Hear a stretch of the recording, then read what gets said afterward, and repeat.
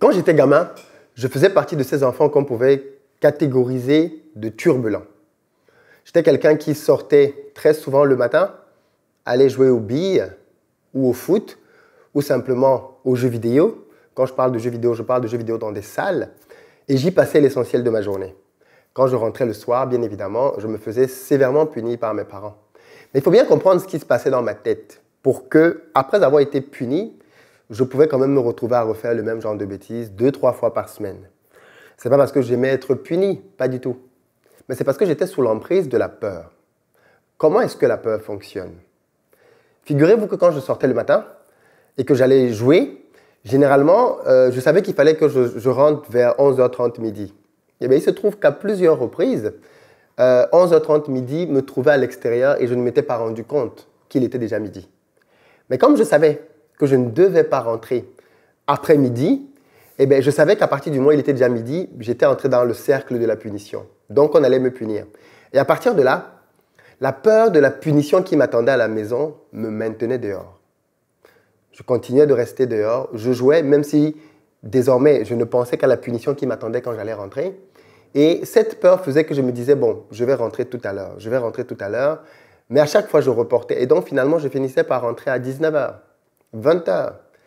Et pour mes parents, j'étais sorti le matin à 10h et j'étais rentré à 22h. Aussi simple que ça. Pourquoi? Parce que la peur m'avait fait faire des bêtises. Je serais rentré à midi, peut-être qu'on ne m'aurait pas puni ou moins puni. Je serais rentré à 13h ou 14h, peut-être que ça aurait été meilleur. Mais en rentrant, en écoutant la peur, eh bien, j'agrandissais simplement ma bêtise. Et il se trouve que beaucoup de personnes vivent comme moi quand j'étais gamin aujourd'hui, alors qu'ils sont adultes. La peur est un mauvais maître, un mauvais conseiller. Et la peur fait que beaucoup de personnes aujourd'hui, malheureusement dans leur vie, sont bloquées. Quelle est la peur qui vous tenaille? Dans cette vidéo, on va parler de 6 grandes peurs qui nous bloquent. Les peurs qu'a définies Napoleon Hill. Et on va surtout voir ensemble comment surmonter toutes les peurs possibles. Et enfin, commencer à vivre votre meilleure vie. Donc si vous êtes bloqué quelque part parce que vous avez peur de mourir, peur de vieillir, peur de l'échec, peur de la critique, peur de la maladie, on en parle aujourd'hui. Et peut-être que certains, dans cette vidéo, vont découvrir en fait qu'ils ont des peurs au fond d'eux-mêmes, des peurs cachées qu'ils ne s'avouaient pas, des peurs qu'ils n'osaient pas affronter et qui en fait sont juste présentes et justifient en fait beaucoup de statu quo dans leur vie. Prenez donc vos notes et c'est parti.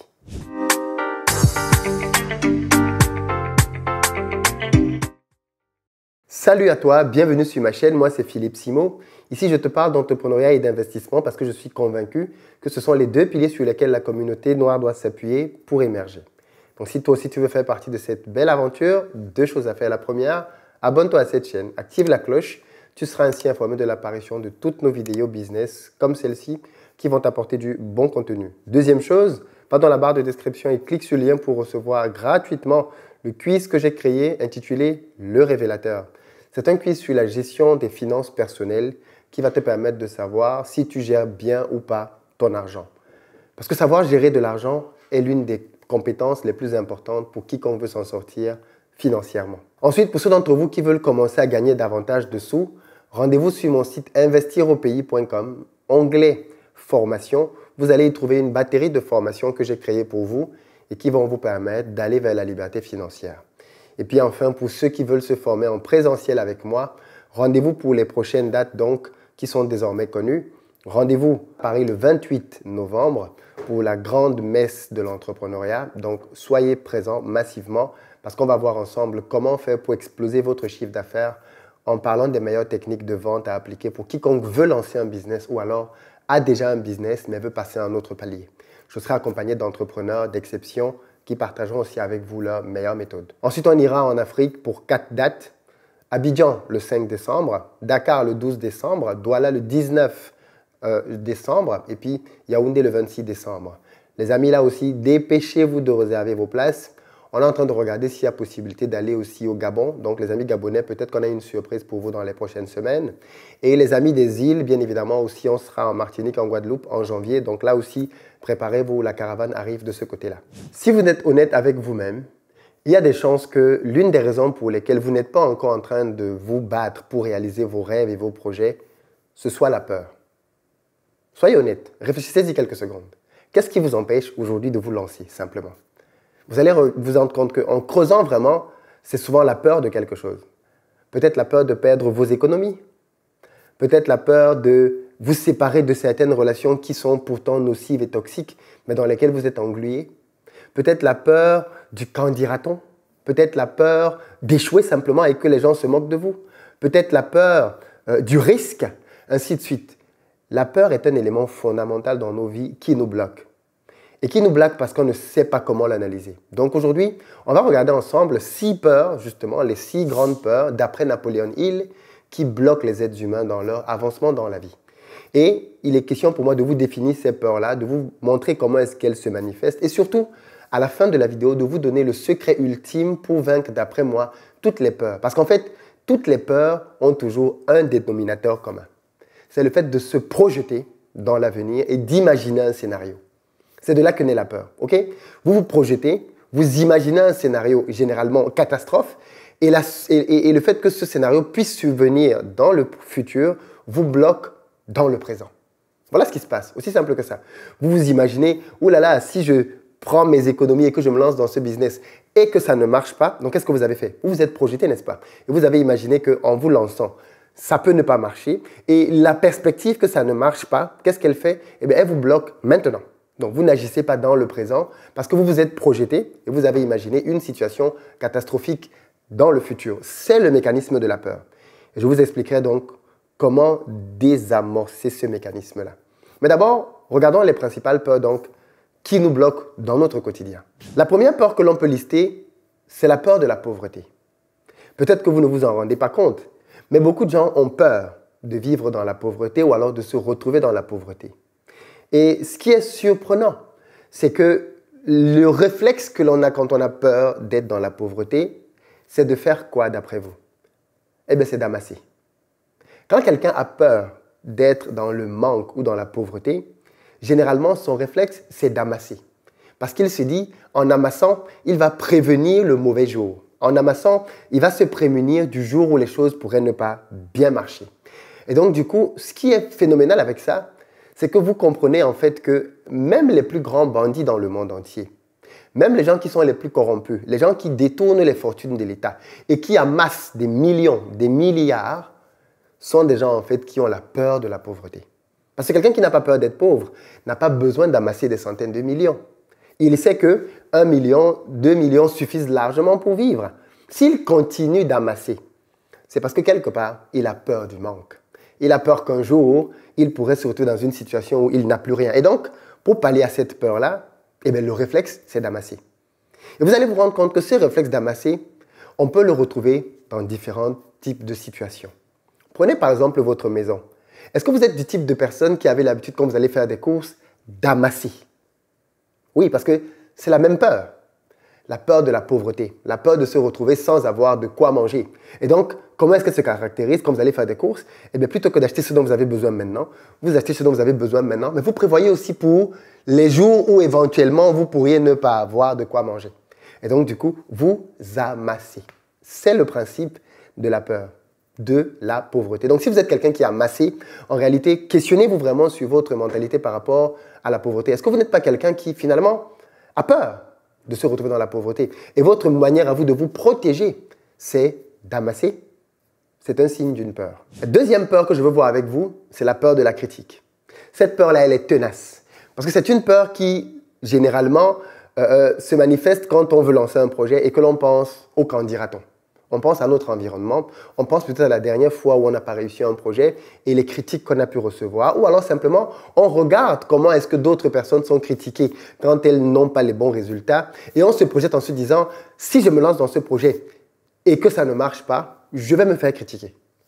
Les gens vont me dire, on va encore me dire que je suis ceci, on va encore me rappeler que j'ai échoué à tel endroit, on va encore me rappeler que je ne suis bonne à rien, que je ne sais rien faire. Et donc du coup, la peur de la critique, qu'est-ce qu'elle fait? Elle vous bloque. Vous vous dites, ok, plutôt donc que d'être dans une position où les gens pourront me dire des paroles blessantes, dévalorisantes, je ne vais rien faire. Je vais rester tranquille dans mon coin, je vais vivre ma vie tranquillement, et au moins comme ça, je serai à l'abri des critiques. Et peut-être que c'est ce qui vous bloque aujourd'hui dans votre vie. Vous n'osez pas vous lancer parce que vous avez peur de ce que votre mari va dire, de ce que votre femme va dire, de ce que vos parents vont dire, de ce que vos amis vont dire, de ce que vos collègues vont dire, de ce que vos enfants vont penser, de ce que le voisin, la voisine, le chien, le chat, je ne sais pas qui. Vous vous souciez suffisamment de l'opinion des autres sur vous-même à tel point qu'elle vous paralyse. C'est la peur des critiques. Et voilà comment est-ce qu'elle vous bloque. La troisième peur qui bloque les êtres humains, c'est la peur de perdre l'amour. Et cette peur-ci, c'est une peur qui est connue de beaucoup de gens, du moins pour ceux qui ont déjà peut-être été dans des relations, ce qui veut dire beaucoup de personnes. Il y a souvent cette fausse peur que les gens ont de se dire « et si je la perds? Et si je le perds ?» Et donc du coup, on est dans la relation, mais on devient prisonnier en fait. On devient prisonnier parce que la peur de perdre l'autre nous empêche de nous exprimer naturellement parce qu'on se dit « mais si je m'exprime comme ça et que la personne découvre que je suis comme ça, elle va me quitter. » La peur de perdre l'autre fait que l'on se dit et justement, quand on a peur comme ça, eh bien, en fait, l'autre personne qui est en face peut faire à la limite les pires bêtises possibles et on aura même du mal à parfois les lui reprocher.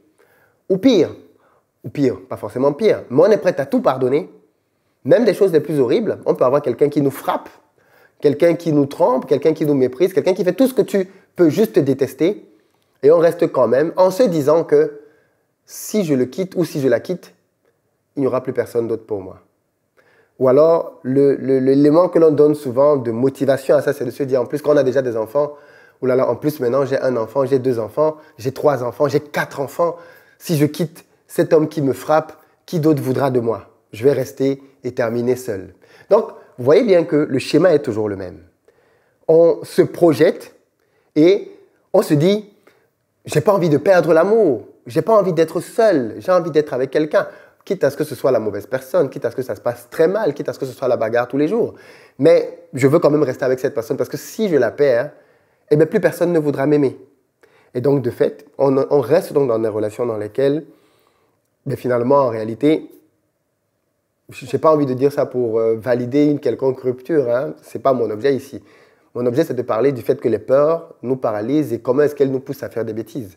Parce que généralement, justement, quand la peur, elle est là, on ne réfléchit plus avec la raison. On réfléchit avec la peur, les émotions, tout ce que vous voulez, mais la peur est une très mauvaise conseillère. Donc du coup, pareil dans le domaine de l'amour. Quand on a peur de perdre l'amour, eh bien forcément, on fait les pires bêtises possibles. La quatrième peur dont je veux parler avec vous, c'est la peur de la maladie. Les 3 dernières peurs vont se suivre. La peur de la maladie. Beaucoup de personnes ont peur de la maladie. Et énormément de personnes ont peur de la maladie. Et vous allez vous rendre compte que ce sont des personnes justement qui, au moindre petit doute de bobo de quoi que ce soit, eh bien, vont prendre des cachets, parce que bien évidemment, on va mettre notre confiance dans les cachets. Ou alors, ce sont des personnes qui, à la moindre difficulté qu'elles vont rencontrer dans leur vie, à la moindre possibilité même de tomber malade ou d'avoir un quelconque risque, elles ne vont rien faire. Ce sont les gens qui refusent, par exemple, de voyager, refusent d'aller en Afrique, au prétexte qu'il y a des moustiques là-bas, refusent d'aller en campagne, au prétexte que mais il n'y a pas d'électricité là-bas. C'est-à-dire que la peur de perdre sa santé, la peur d'avoir un petit bobo empêche d'essayer de belles aventures dans la vie. Je ne dis pas qu'il faut aller, bien évidemment, prendre des risques inconsidérés. Mais quand on sait qu'il y a, par exemple, la possibilité, le risque de se faire piquer par des moustiques, eh bien, il y a des moyens de se protéger. On peut prendre un moustiquaire, on peut prendre un produit qui va chasser les moustiques, on peut prendre une crème qui va chasser les moustiques. Il y a plein de choses que l'on peut prendre pour se protéger. Mais les gens qui ont peur de la maladie en général, le simple risque, la simple probabilité qu'une maladie se pointe est suffisante pour les décourager complètement.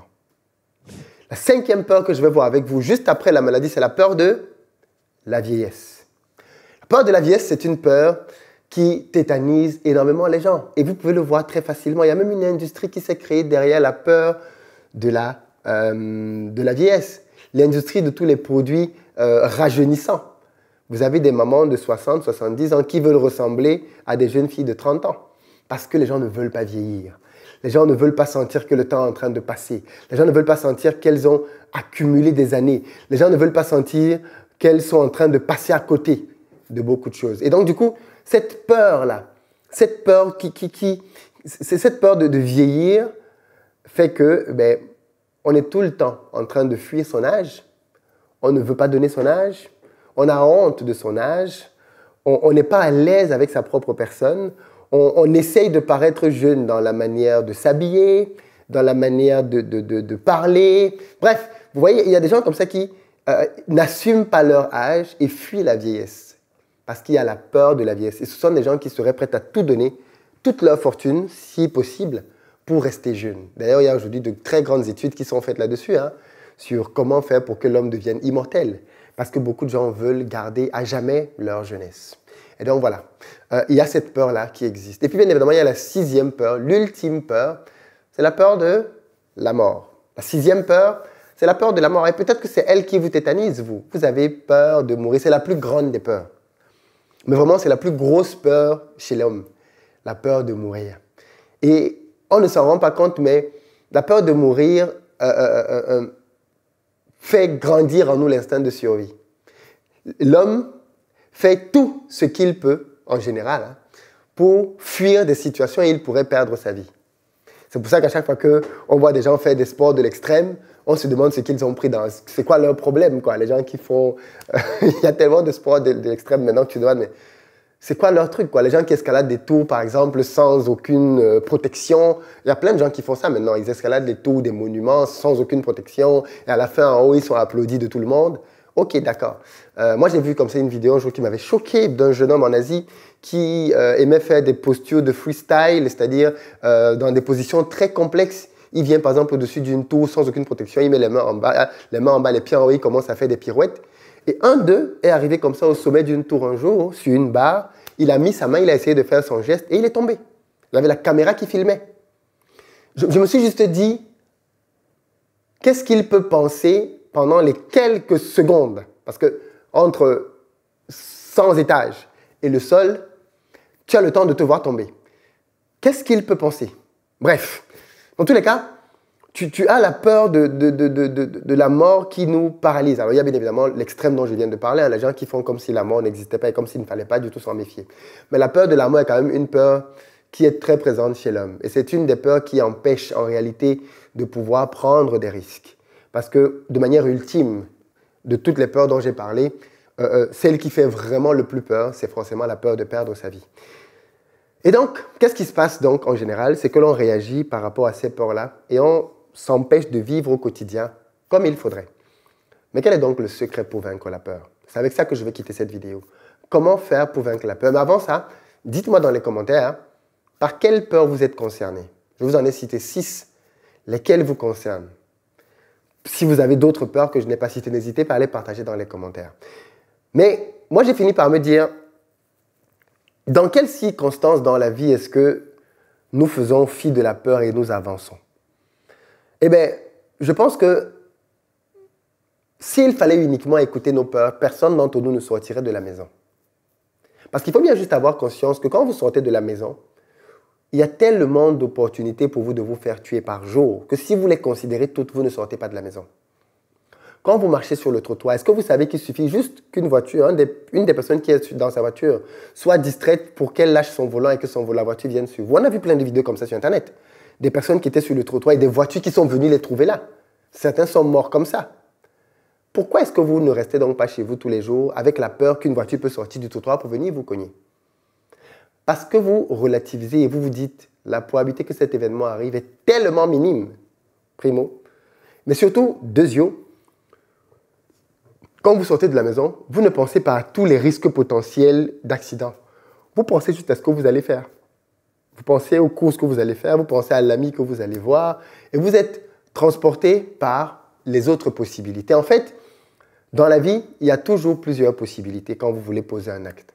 Quand vous lancez un business, beaucoup de gens ont peur parce qu'ils se disent « mais je vais peut-être perdre mes économies, je vais peut-être perdre 5 années de travail, je vais peut-être perdre X, Y, Z ». Et quand vous vous focalisez sur ces pertes-là, forcément, vous ne faites pas grand-chose. Mais ceux qui parviennent à surmonter ces peurs et à lancer un business, qu'est-ce qu'ils font eux en général? Eh bien, en général, ce que ces personnes ont de particulier, de remarquable, c'est que ce sont des personnes qui se projettent sur les probabilités de réussite. C'est-à-dire quoi? Prenons le cas de quelqu'un qui a peur d'entreprendre.